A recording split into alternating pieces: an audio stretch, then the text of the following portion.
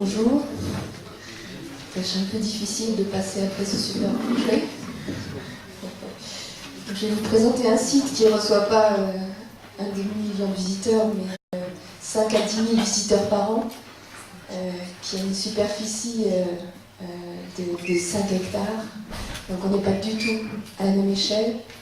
Donc il se situe effectivement en Haute-Vienne,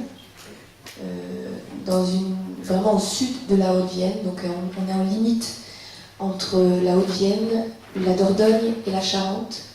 Ce qui est assez important, c'est un site qui est sur la ligne des monts de Chalut, qui est une ligne, qui est une démarcation géologique, mais aussi une démarcation historique très très importante, puisqu'on est sur les marches du Limousin, et à cet endroit-là, on a une concentration très très importante de fortifications, parce qu'on est à la limite des comtes de Limoges et des vicomtes du Périgord. Je ne sais plus exactement comment ils s'appelaient, mais donc on est à un endroit touristique assez important. C'est aussi le pays des feuillardiers, donc un endroit où on a une très grande exploitation de châtaigniers. C'est un paysage très refermé, extrêmement boisé, et de ce paysage émerge la chaîne des monts de Chalut, qui actuellement est très très boisée, alors que dans le temps elle ne l'était pas forcément. Et donc je vais vous présenter le projet du Grand Piconnieu, qui n'a de grand que le nom qu'il porte, c'est le nom du lieu. Il y a à côté un petit Piconnieu qui a un nom un peu plus petit. Donc c'est un massif qui culmine à 498 mètres d'altitude. Alors je vais essayer de reprendre mes notes pour avoir tout dans l'ordre. C'est un projet qu'on a réalisé sur une très très longue période. Ce site a été inscrit dans les années 77. Il fait partie de l'inventaire des sites naturels du Conservatoire régional des bâtiments de France, qui est ensuite devenu la DIREN qui nous a suivis sur ce projet. Et à cet endroit-là aussi est né le parc Périgord-Limousin dans les années 98. Donc dans ce contexte-là a été lancé dans les années 2000 un projet d'aménagement parce que ce site était inscrit pour son magnifique panorama. Et comme je vous le disais, les monts, actuellement on est dans une zone très boisée, alors j'ai pas beaucoup d'images parce que c'est un projet très très ancien de l'existant, mais le panorama commençant à se refermer, il a été nécessaire pour les autorités de faire quelque chose parce qu'ils pensaient que c'était important de le maintenir. Donc vous voyez ici un périmètre qui est celui du site inscrit, et en rouge les 5 hectares qui composent le terrain qui a été racheté par la commune. Parce que, grande magie, ce terrain s'enfrichait complètement et la tempête de 99 a mis à terre la plupart des arbres et a dégagé le panorama. Donc le parc et la commune se sont dit, c'est le moment de faire quelque chose, on va faire un projet d'aménagement.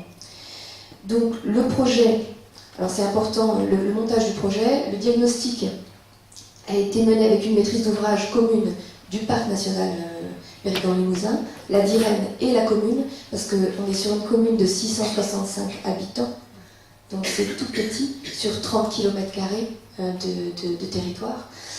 Et donc c'est ce comité-là qui a mené qui était la maîtrise d'ouvrage pour le diagnostic, et ensuite l'aménagement a été mené par la commune, avec des financements bien sûr importants.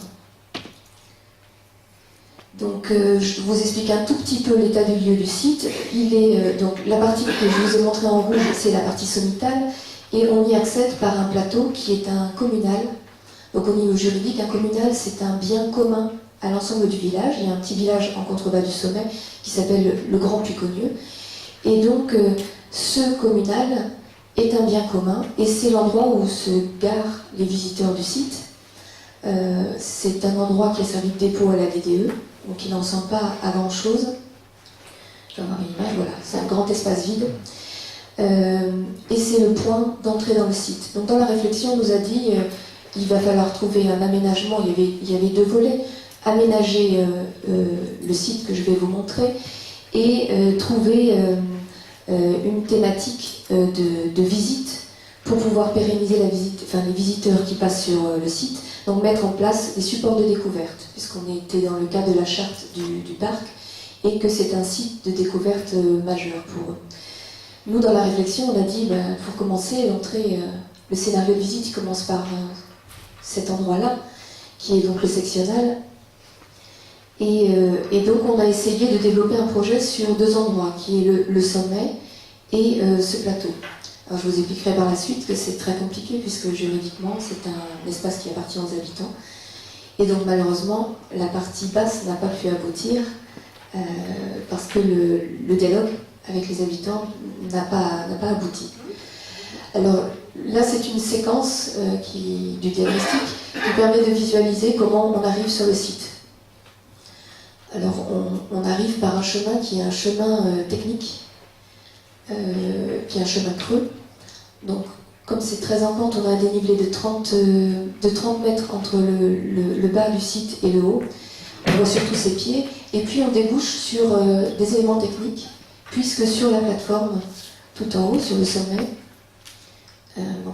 sur le sommet, on a un certain nombre d'éléments techniques qui posaient souci à la DIREM, parce qu'ils trouvaient que ce lieu remarquable, ce lieu inscrit, n'était pas compatible avec les usages techniques qui sont propres au sommet dans beaucoup d'endroits.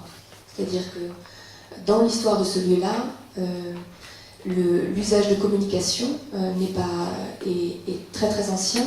C'est une voie de passage, c'est un endroit qui est une ligne de partage des eaux. Donc il y a toute une série de thématiques qui sont liées au fait que ce soit un point haut et qui font partie de son histoire et qui font que finalement, même si ce n'est pas joli, on a un relais hertzien au sommet, mais il est dans la logique de l'aménagement d'un point haut. Alors pour continuer l'approche, tel que le site était quand on a commencé à travailler, donc c'est un site en contre-haut, on débouche sur un panorama au nord-est qui ouvre sur les monts d'Ambazac et Limoges, et puis on découvre un certain nombre d'éléments épars au sommet du site. On a une route carrossable qui est une route qui sert à la fois à l'entretien des parties techniques, mais qui sert aussi pour les exploitants, puisque le site est exploité en résineux depuis un certain nombre d'années, mais aussi en châtaignier. On a une citerne qui a été créée dans les années 80 par la commune, donc qui est en hauteur. On voit une partie de ce bout de citerne. On a une borne IGN. Savoir que ce lieu s'appelle, depuis le cadastre napoléonien, en tout cas apparaît le nom du point géodésique. Donc c'est un point qui est référencé depuis longtemps comme un point de triangulation du paysage. Et donc on a ces bâtiments techniques avec cette antenne qui, elle, fait 30 mètres de haut, ce qui est à peu près le dénivelé qu'on a depuis le parking jusqu'en haut. Donc en termes de rapport d'échelle, c'est très très important. Donc tout en haut, en se déplaçant sur la partie sommitale, on découvre un paysage ouvert, morcelé, en partie enfriché. Donc je vous ai dit, la tempête a quand même dégagé une partie des arbres qui étaient au sommet. Mais sur le versant sud, on retrouve énormément de genêts qui ont poussé, qui ont réinvesti le lieu, et des conifères. Du côté nord, on a une vue relativement dégagée. C'est le seul endroit, on va dire, qui est resté dégagé parce qu'il y a une très très forte pratique des habitants du territoire qui viennent le dimanche pour se promener et qui profitent du point de vue sur le paysage. Donc cette partie sud est toujours plus ou moins restée dégagée, mais elle est menacée par les plantations en contrebas, les plantations de châtaigniers qui, comme vous le savez, sont utilisées. Il y a des taillis de châtaigniers qui sont coupés à une certaine régularité, qui servent beaucoup dans le Limousin pour faire des clôtures, des constructions. Mais l'exploitation actuelle est beaucoup plus longue qu'auparavant, et donc les taillis ont tendance à grimper et à refermer le paysage. Là, vous avez un plan qui explique un tout petit peu la répartition de l'exploitation sur le terrain au moment où on a commencé à réfléchir sur le projet. Donc en marron, vous avez tous les taillis de châtaigniers. En bleu, c'est là-bas tous les résineux donc, qui ont été plantés, les châtaigniers représentant 2/3 à peu près de la superficie du terrain, et les résineux 1/3. Après, on a un peu de merisier, on a quelques surfaces qui sont des surfaces plantées, mais on est sur un territoire qui est très boisé. Alors que si on remonte dans le temps, en observant le cadastre napoléonien et toutes les images qu'on peut avoir de vues aériennes par la suite, on s'est aperçu que auparavant, ce territoire était un territoire cultivé, assez représentatif des monts de Chalut, c'est-à-dire que le versant sud était planté de céréales, le versant nord était utilisé surtout pour les pâturages, et donc on était sur une utilisation de ce sommet qui était une utilisation vivrière. C'est-à-dire que les châtaignes donnaient à manger, comme les haies, comme les céréales qui étaient plantées, et on avait du pâturage. Or là, on se retrouve en fait avec une exploitation qui s'est transformée, et maintenant on est sur l'exploitation de conifères et toujours de taillis de châtaigniers. Donc réfléchir à comment on aborde ce site, c'était se poser la question de que faire de tous ces éléments techniques qu'on a sur le site, qui sont un petit peu perdus et sans explication pour les gens qui y passent, qui semblaient hérisser particulièrement les services de la DIREN, qui auraient bien aimé se débarrasser de l'antenne, mais ce n'était pas possible. Et en même temps, comment concilier les usages, c'est-à-dire là vous voyez, les gens accédaient sur ce site qui est un site inscrit, ils accédaient en voiture, plus 5 moyens pour aller voir le paysage, on vient, on se gare tout en haut, on pique-nique tout en haut. Ce chemin d'accès technique étant très pratique, sauf que quand on arrive au sommet, on débouche directement sur l'antenne. Et puis ensuite, comment concilier tous les usages qui sont faits de ce site, puisque c'est un site exploité, donc on a des tracteurs qui passent, les exploitants ont à pouvoir accéder au sommet. Donc la première réflexion qui s'est faite, c'est quel cheminement on veut, comment aborder le site pour réduire l'effet de cette fameuse antenne qui était très prégnante dans le paysage et dans l'approche, dans la scénographie d'approche. Donc comme la commune avait acquis une partie des terrains et notamment une rampe d'exploitation sur le côté de la route, qui est une rampe enherbée et pas du tout carrossable,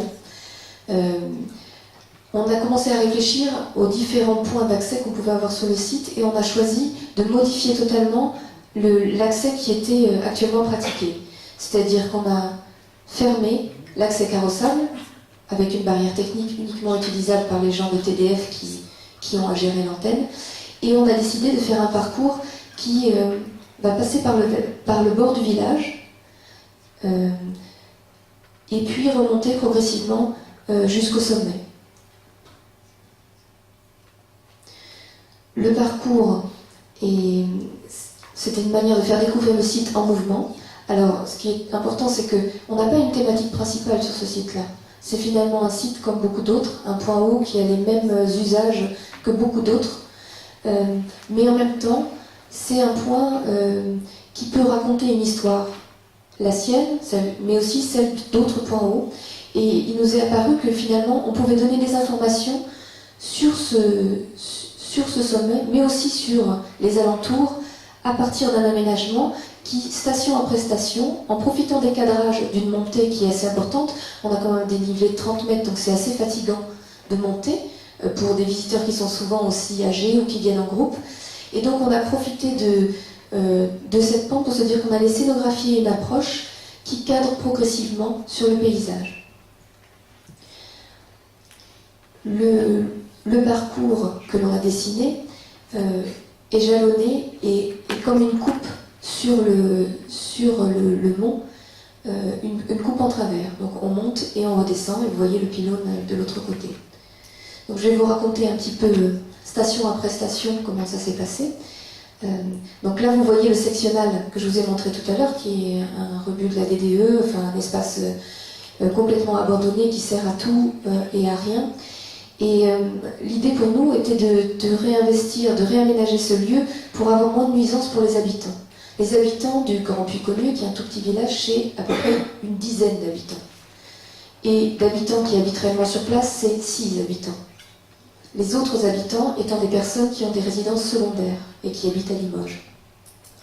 Donc on a essayé de rentrer en dialogue avec ces habitants pour leur proposer de réaménager leur communale en refaisant un espace qui était plutôt un parc, comme un parc boisé assez simple, avec une poche de stationnement le plus éloignée possible de leurs habitations, de redessiner leur accès à la partie haute du village, et ainsi de réduire, on va dire, les nuisances liées au trafic, au passage de touristes. Alors on n'est pas effectivement dans 1,5 million de personnes, il y en a très très peu qui passent, mais en même temps, comme c'est un tout petit village, ça fait quand même une certaine nuisance. Finalement, le dialogue avec la population s'est arrêté net. Le paysage, pour eux, quand on parlait de clichés et d'arrêt sur image, l'arrêt sur image, c'est pour eux l'état actuel du site. C'est-à-dire, c'est un sol en asphalte tout cabossé et vide. Donc ils n'ont pas voulu remettre en question cette image-là. Pour eux, ça devait rester vide et ils ont plus eu peur de l'aménagement que de l'état actuel du site. Donc finalement, cette partie-là est restée telle que. Donc l'aménagement commence par ce no man's land, entre parenthèses, ce grand vide. Et nous, on est juste venus jalonner, donc travailler sur une signalétique qui puisse servir de signalétique pour indiquer le site. Je ne serais pas là si Nina Fenateux n'était pas tombée totalement par hasard sur cet aménagement qui se voit très très peu, pour lequel il n'y a aucun document vraiment particulier de communication, même s'il fait partie du parc. Donc il était important pour nous de signaler un tout petit peu depuis la route, sans charger le fait qu'on avait un site visitable. Donc on a utilisé simplement le logo du point de vue. Et on a donc une première étape qui est cet élément de signalétique, et ensuite un premier panneau qui permet comme il y en avait un à l'origine sur le grand espace, qui puisse resituer le site dans son contexte, expliquer les différents chemins de randonnée, puisque le site est principalement utilisé par les habitants, comme je vous ai dit, ponctuellement pour des événements, et puis par des randonneurs, puisque le village du Puy-Cogneux était un relais étape à l'époque napoléonienne. On est sur la ligne de crête, la ligne de partage des eaux. Donc comme vous le savez sans doute, les routes gallo-romaines étaient situées le plus loin possible des zones inondées ou des zones mouillées. Donc, et dans le cas du Puy-Cogneux, en léger contrebas du sommet pour se protéger des vents, tout en profitant du fait que depuis les points hauts, on pouvait voir à distance. À savoir que là, on est dans un lieu très très refermé, très boisé, et à l'époque, ça n'était pas du tout le cas. Donc on a un deuxième élément qui se voit aussi depuis la route, qui est un premier jalon de signalétique qui invite à prendre la rampe d'accès au site. Ce mobilier en métal que l'on trouve, on va le retrouver sur tous les jalons. Ça nous permet à la fois d'indiquer le fait qu'on a un point de vue, quelque chose à regarder. Donc là, depuis la rampe, on voit le village. Et la première explication explique un tout petit peu l'histoire du village, son positionnement particulier à cet endroit-là, et redonne un tout petit peu des éléments de toponymie relatifs au lieu. On continue à monter, et un élément qui se rajoute, alors qu'on voyait peut-être un tout petit peu, mais pas trop ici. Ici, on a un jalon qui est comme une toise. C'est le deuxième élément qu'on a utilisé pour l'aménagement, qui va être ponctué dans toute la montée par donc, ces mobiliers en métal avec des textes qui sont l'équivalent de 2 à 4 posés l'un à côté de l'autre, et qui donnent des informations sur ce qui est vu depuis chaque petit balcon qu'on a aménagé. On a c'est comme ces toises de géomètres qui marquent et qui font appel pour monter jusqu'au sommet du Puy-Cogneux, qui balisent un petit peu et qui donnent un repère. Et en même temps, on a des marches sur lesquelles on est venu indiquer la hauteur franchie. Et donc qui permettent de donner une idée des distances et de l'altitude franchie au fur et à mesure de l'avancée sur la découverte. Donc voici un autre jalon. Vous pouvez voir sur la partie de gauche, en fait, c'était l'état quand on a commencé à travailler sur le site, donc qui était complètement enfriché avec des résineux, et donc qui a été dégagé, complètement réouvert. Et en se retournant, on trouve, par exemple sur cet arrêt-là, on est face à un mont qui est le mont Chauvet, qui s'appelait le mont Chauve, parce qu'à l'époque il était chauve alors que maintenant il est entièrement boisé. Donc on raconte une histoire du paysage, c'est comme un observatoire du paysage avec un temps T qui est le temps actuel, et où on raconte un petit peu comment fonctionnait la répartition des usages sur le paysage alentour. Et donc cette station-là, puisqu'on est face au mont Chauvet, on donne un certain nombre d'indications. Le principe des textes, à chaque fois, c'est de donner des indications sur le paysage lointain et de redonner un élément sur le paysage proche sur lequel on est. Là, sur cette station, on parle tout simplement du nom du Puy-Connieu, qui viendrait, donc qui serait de Puy-Conil, donc de conil en latin, qui est le lapin, puisque c'était un endroit où il y avait apparemment à un moment énormément de lapins. Donc on essaie de raconter une histoire un peu large de ce puits sur la chaîne des Monts de Chalut, et en même temps de parler un tout petit peu de ce puits plus précisément. Au sommet, alors il faudrait que peut-être que je revienne à mon plan général. On a donc deux éléments pour cet aménagement, c'est les jalons que je vous ai montrés, je vous en ai montré une partie, et on a une grande ligne que l'on est venu créer au sommet, qui est sur la ligne de partage des eaux, qui est aussi la ligne de crête, et qu'on est venu matérialiser en utilisant le vocabulaire des exploitations forestières sur le site, c'est-à-dire des grands tas de bois, puisque quand on a coupé le bois, en fait, on en fait des très très grands tas, et dans le paysage alentour, c'est très très fréquent de trouver ces grands tas de bois posés, et on est venu se servir de ce vocabulaire-là pour créer une très grande ligne qui sert à la fois de support pour raconter une histoire. Là, on a un petit aménagement avec un point d'eau qui est une fontaine à bras, puisqu'on avait un robinet sur le site, puisqu'on a une citerne d'eau potable ici. On est venu remettre un robinet à bras qui vient actionner un système qui schématise de manière symbolique la ligne de partage des eaux, et on est venu remettre le nom des différents fleuves qu'on trouve de part et d'autre du Grand Puy-Connieu. Et du coup, en actionnant l'eau, et on peut récupérer de l'eau pour tous les marcheurs qui ont soif en arrivant au sommet, mais aussi on actionne un système qui met en œuvre, on est sur une dalle en béton qui a une légère pente bien sûr, et on fait s'écouler l'eau de part et d'autre. Donc on visualise, on matérialise qu'est-ce qu'une ligne de partage des eaux, qu'est-ce qu'un bassin versant de manière assez abstraite pour le promeneur. Donc ce passage, cette grande ligne, depuis le versant sud, c'est une entrée en fait sur le paysage que vous apercevez au fond. C'est le moment où on rentre dans le panorama sud, qui est, on va dire, le but de visite de la plupart des visiteurs. Sur cette grande ligne de rondins de bois, il y a un deuxième élément qui est important. Comme je vous l'ai dit, le Grand Puy-Connieu, c'est un site qui s'appelle du point géodésique depuis assez longtemps, parce qu'il fait partie d'un système de communication depuis très très longtemps. On est un sommet, et de part et d'autre, on a des châteaux. Et les châteaux n'étaient pas situés sur les sommets, quoi certains puissent croire. En fait, ils étaient légèrement en contrebas, près des ressources en eau et près des zones cultivables. Mais par contre, ils communiquaient de château en château en se servant des points hauts. Donc depuis le Puy-Connieu, en fait, on peut communiquer avec le château de Brie qui est au nord et avec le château de Montbrun qui est de l'autre côté. On communiquait par des systèmes de feu. Et ce système-là, finalement, n'est pas si éloigné du système de triangulation qu'utilisent les géomètres pour faire des relevés de mesure. Et c'est le même système utilisé par TDF pour le réseau hertzien.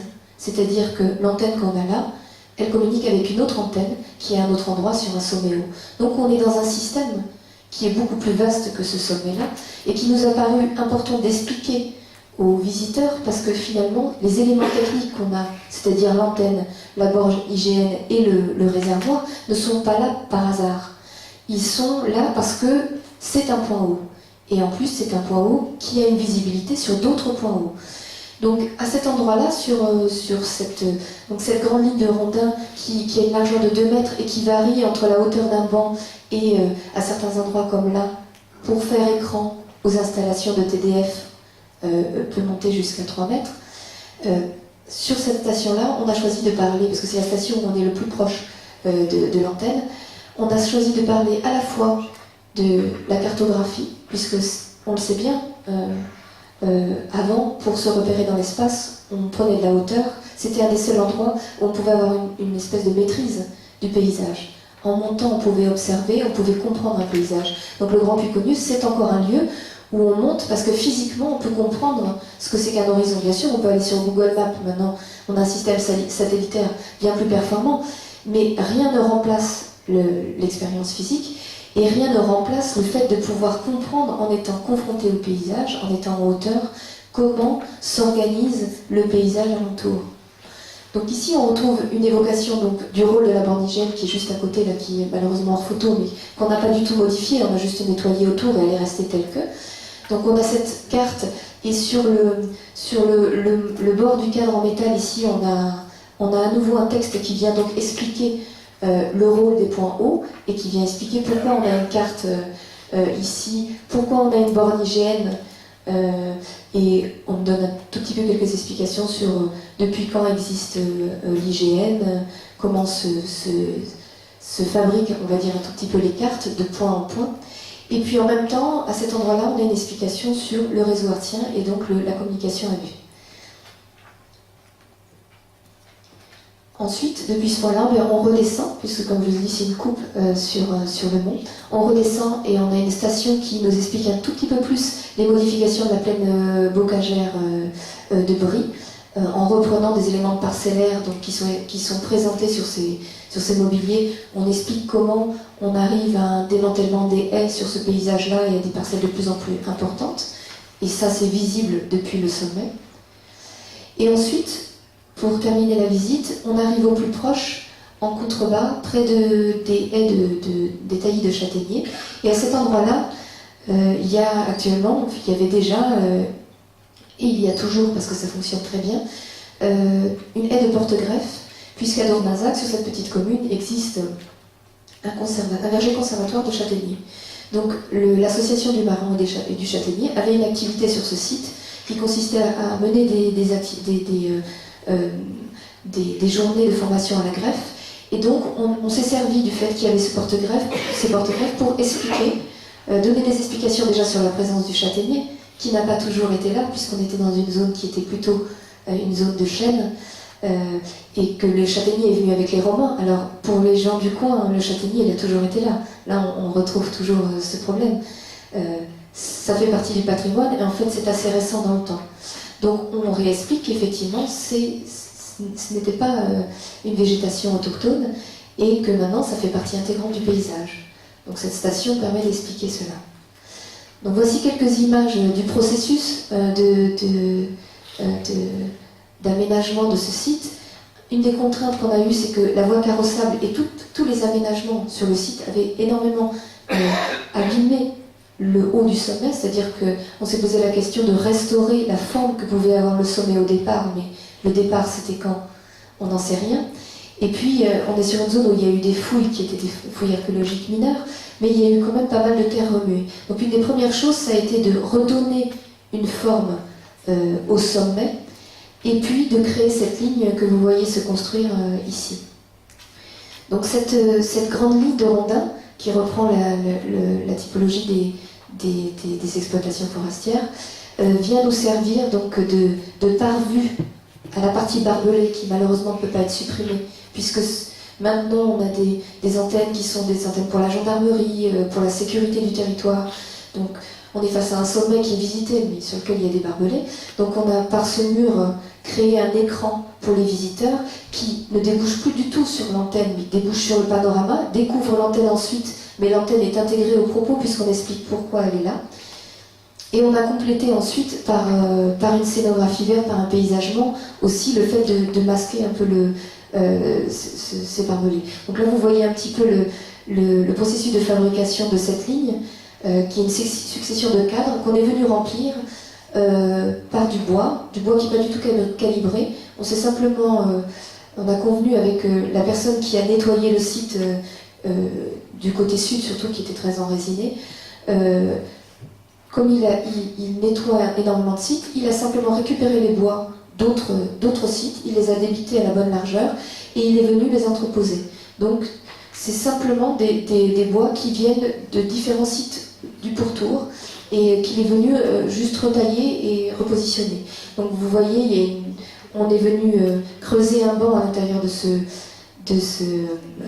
cette grande ligne, parce que ici on souffre aussi du vent, on est en partie haute, et il n'y avait aucun endroit pour s'abriter du vent. Donc les gens en profitent pour se mettre à l'abri du soleil quand ça tape trop fort, et aussi du vent à l'intérieur. Donc voilà, le principe qu'on voit décliner ici, c'est qu'on se dirige, il y a juste un chemin enherbé qui est entretenu actuellement. Je vais vous montrer comment je vais vous expliquer un tout petit peu comment on a organisé au niveau du végétal, mais donc on se repère de poste en poste, on aperçoit un jalon et on va un peu plus loin. Je termine rapidement. Juste pour vous dire que du coup, au niveau du traitement de ce qu'on appelait la scénographie verte, on a maintenu l'usage de prairies ouvertes au nord, telle qu'elle était, parce que c'était des prairies qui étaient utilisées pour y mettre les animaux, et on est venu recréer au niveau de chacun des balcons des haies végétales, un nouveau verger de châtaignes, et puis planter des céréales qui devaient au départ être maintenues par les chasseurs qui sont très présents sur le site, puisque les céréales attirent le gibier et que c'était important que le gibier, et notamment les lapins du puits Connu, donc du puits Connu-Nil, reviennent ou continuent à être sur le site. Donc j'ai presque terminé, il me reste juste deux choses. Vous voyez ce Sahara tout à coup, c'est que quand il a fallu nettoyer le site, il a fallu retirer tous les genêts qui avaient colonisé, et la première étape, ça a été sur la partie sud en tout cas, de tout nettoyer, ce qui a été assez impressionnant. Et ensuite on a replanté donc des haies avec des petites baies, enfin, tout ce qu'on pouvait trouver à l'origine du temps du cadastre napoléonien, mais qu'on a trouvé très très longtemps sur le site. On est venu replanter et recréer, on va dire, un paysage, on va dire, à la manière d'eux. Juste pour terminer, un autre aspect de ce site, c'est qu'il a fallu créer un carnet de gestion, puisque c'est un site exploité et que pour maintenir le panorama, c'était bien beau d'intervenir sur le sommet, mais les parties voisines étaient intéressées dans l'affaire. Et donc on a créé un carnet de gestion avec des indications pour les taillis, indiquer dans quelle temporalité on devait les tailler, quel type de coupe on devait effectuer pour pouvoir continuer à maintenir la vue dégagée. Et ensuite il y a des indications faites par rapport à la largeur des cheminements et voilà, le type d'entretien qu'on devait faire sur le site. Voilà.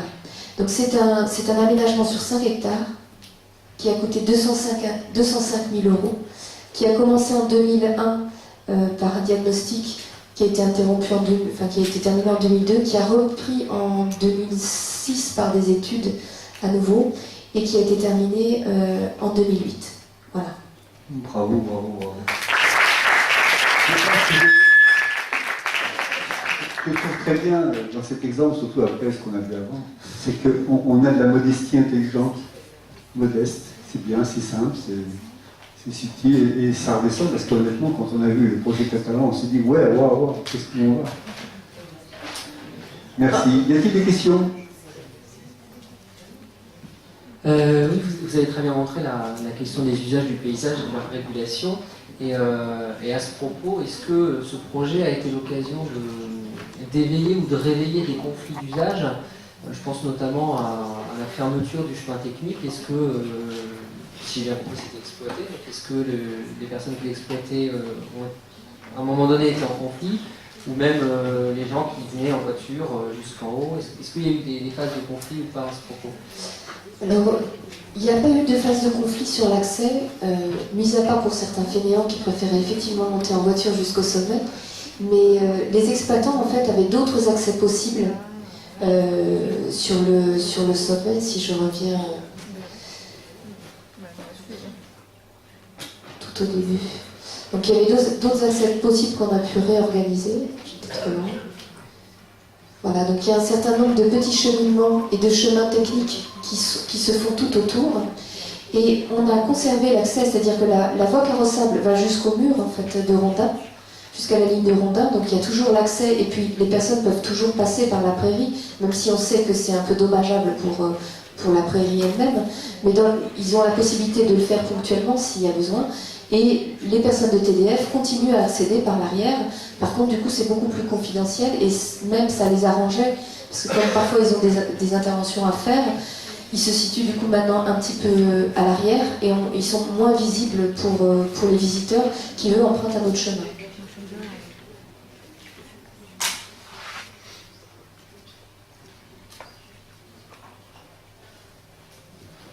Vous êtes impressionnel hein, pour faire les choses si simples. Combien de temps de réflexion là-dessus? Alors sur le diagnostic, on a travaillé 1 an. On était associé sur la partie diagnostic à un cabinet de paysagistes qui s'est occupé surtout du grand paysage. Donc ça a duré à peu près 1 an.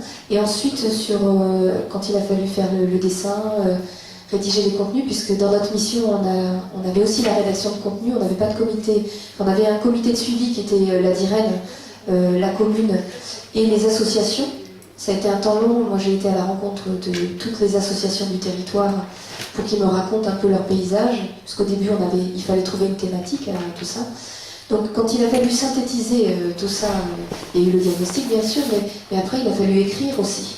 Écrire, raconter l'histoire en quelques stations. Et ça, on a repris en 2006. Le chantier a commencé en 2007, donc il y a eu 1 année aussi. Et les élus ont adhéré facilement à cette esthétique? Alors, ça a posé question. Pour certains, c'était un petit peu trop contemporain, on va dire. C'était une démarche qui s'approchait peut-être plus du land art. Mais en même temps, ça c'est quelque chose peut-être qu'ils ne concevaient pas trop. Mais au moment en expliquant toute la démarche qu'on a eue, tout s'expliquait. Donc pour eux, c'était logique. Même si c'était surprenant comme aménagement, finalement, il n'y a pas eu tant que ça de réticence. Il y a juste eu la surprise quand ça a été là, parce que c'était impressionnant. En fait, cette grande ligne, vous l'avez peut-être vu quand on voyait juste les cadres en cours de chantier, c'était assez impressionnant à voir. Mais en même temps, les gens sont très contents. Ils ont vu le mur un peu comme un nichoir à insectes. Et c'est ce qui se passe actuellement, c'est-à-dire que petit à petit, les bois disparaissent, ils sont mangés. Il y a des insectes, il y a des animaux qui viennent nicher. Donc il y a une faune et une flore assez particulière qui est en train de s'installer. Et le fait que ça soit renouvelable, c'est-à-dire qu'on vienne quand tout aura descendu un peu trop, qu'on remette du bois, et que ce soit en mouvement, ça leur a plu. Donc surpris, mais finalement pas opposé, en tout cas puisqu'ils nous ont suivis, c'est la commune qui a fait la maîtrise d'ouvrage, bien sûr assistée par le PNR, mais qui a fait la maîtrise d'ouvrage de l'aménagement à proprement parler. C'est une très belle conclusion en fait. De l'atelier aménagement, déménagement, suraménagement, on arrive au paysage en mouvement. Je trouve ça très très beau, à inventer un paysage en mouvement. Moi je propose que vous ayez travaillé à Bâle.